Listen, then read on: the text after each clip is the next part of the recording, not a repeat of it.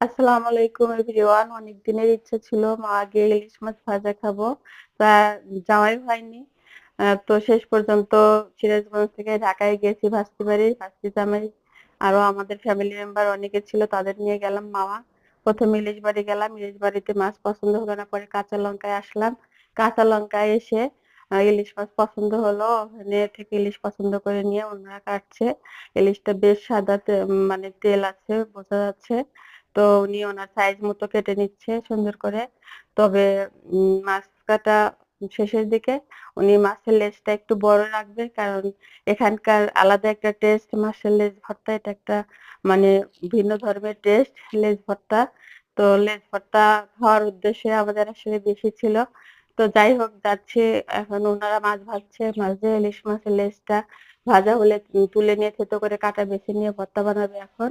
তো ইলিশ মাছ ভাজাও হয়ে গেছে মোটামুটি। তো ওনার লেজ ভর্তা হয়ে গেছে। এখন আমাদের খাবার সার্ভ করে